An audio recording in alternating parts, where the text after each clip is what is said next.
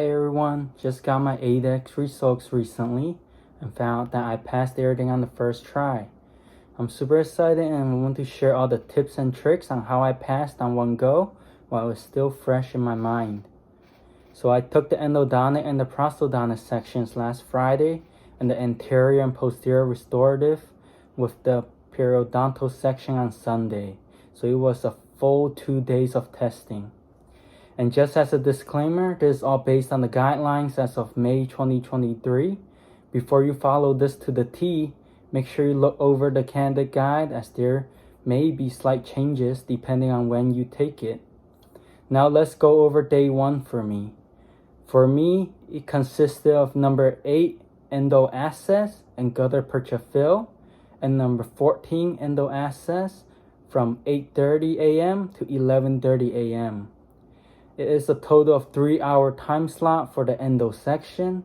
Then from 11:30 a.m. to 3:30 p.m., you will perform the prosthodontic section consisting of number 9 crown prep and number 3 to 5 bridge. And here's a tip. Use all the time that is given to you. Even if you finish the endodontic section early, use the time to refine and double check your measurements. The time does not roll over, meaning you do not gain extra time towards the pros section just because you finish your endo section earlier. You will have a total of 4 hours max for the pros. So double check, triple check if you have time and if you finish early. If you are working efficiently, trust me, you have more than enough time to finish these 2 sections. Okay, so going back into the start of the day, you're going to check in about 2 hours before the exam start time. You will get assigned your seat and given your typodont. Very important that you listen and always follow instructions given by the examiners. Not doing so can receive penalties or even worse, fail the whole exam altogether. Make sure you read everything on the candidate guide, especially the penalty section. Starting with the anterior RCT.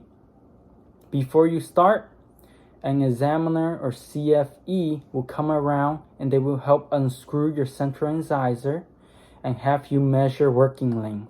You can do this with a probe or bully gauge, whatever that you like. You can then write it down on your endo progress form.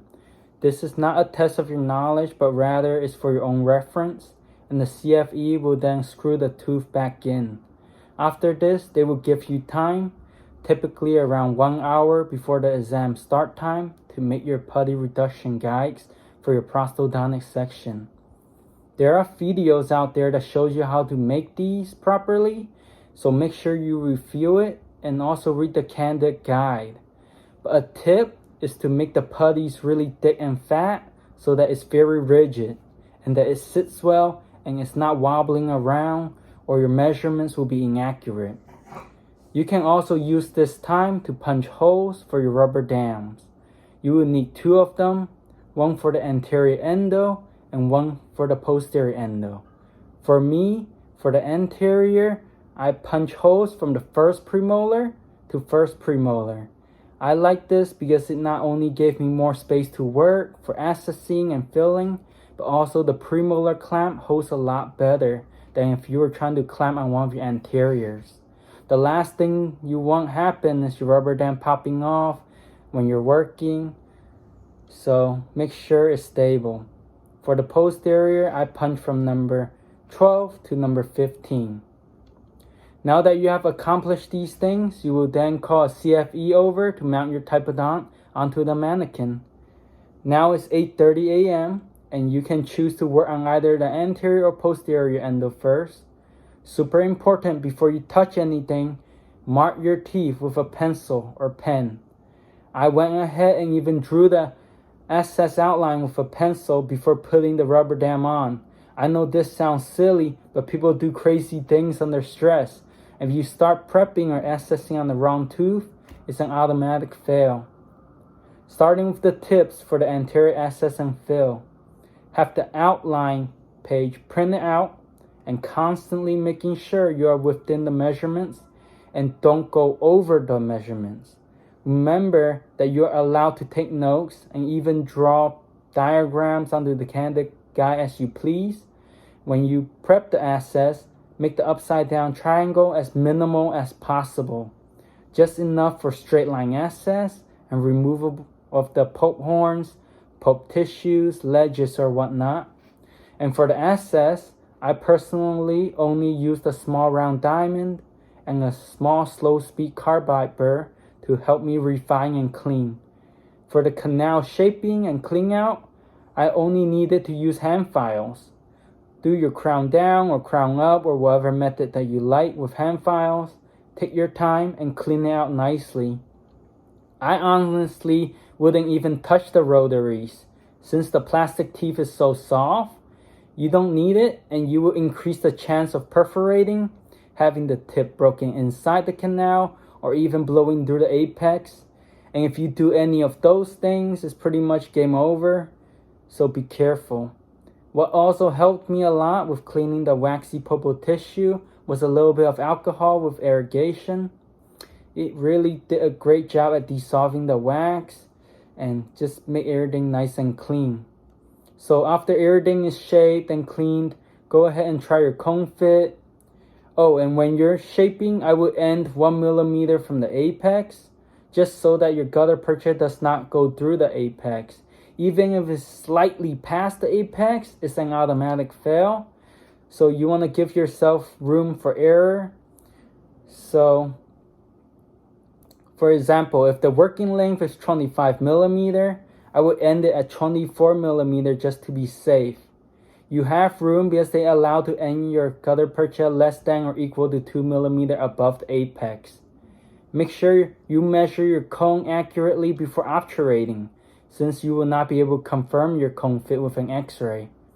And when you're obturating, get it as close to the CEJ as possible, as you can be less than or equal to 2 millimeter above the CEJ or 3 millimeter or less below the CEJ. For the molar access, for me, it was a little more straightforward. I would again mark the tooth and draw a rough outline on the molar before even putting the rubber dam on. Have your candid guide with the outline laid out again on the table so you can constantly refer to it. Use whatever you like to, but make the access as minimal as possible, but allow for straight line access, removal of the entire roof, pulpal tissues, and ledges. One important note is that the access has to be at least 2.5 millimeter or greater mesiodistally and buccolingually at its widest point. So when you are accessing with your burr, you will also feel a drop when you go past the roof chamber. And once that happens, I wouldn't drop the burr much deeper than that, so that you don't perforate the pulpal floor, which is also an automatic fail. Once you got the general access and remove the roof of the poke chamber, everything can be done with hand instruments. Find your canals and clean them with hand files. Use a little bit of alcohol to once again remove the waxy pulpal tissues, and then you can smooth and remove everything with your hand instruments. Now moving on to the prosthodontic section. Look, for this section you have a lot of time. You basically have 4 hours to do 3 crown preps. The key for success in this section is getting all the measurements correctly and being within the acceptable range. For example, if a measurement gives you a range such as 1 to 2 millimeter occlusal reduction, always aim for the middle, just to be safe. Go for 1.5 millimeter. Again, have the candid guide printed out, make notes on it, and refer to it constantly. There is no way to memorize all the different measurements for these preps, and for those that have a concern for nicking the adjacent teeth, you can always place a metal matrix, a metal band, a fender wedge, whatever you like before prepping the interproximal, just to be safe. Now let's talk about the anterior all ceramic crown prep. The main area that gets a lot of people for this preparation is the lingual reduction. Remember, you need to have at least 1 millimeter reduction on the lingual. And when you are prepping, it's going to feel like a lot, but constantly check with your putty reduction guide until you get at least 1 millimeter reduction, while making sure you still have the 1 millimeter lingual axial wall height. If you lose that wall height when doing your lingual reduction, which is pretty much always going to be the case, simply remember to drop your margin a little bit just to get that 1 millimeter at least back.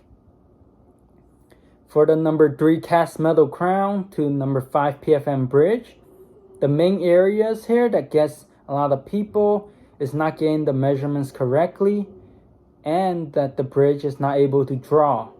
So for this, you have to make sure the path of insertion or POI between the two preps are coincidental.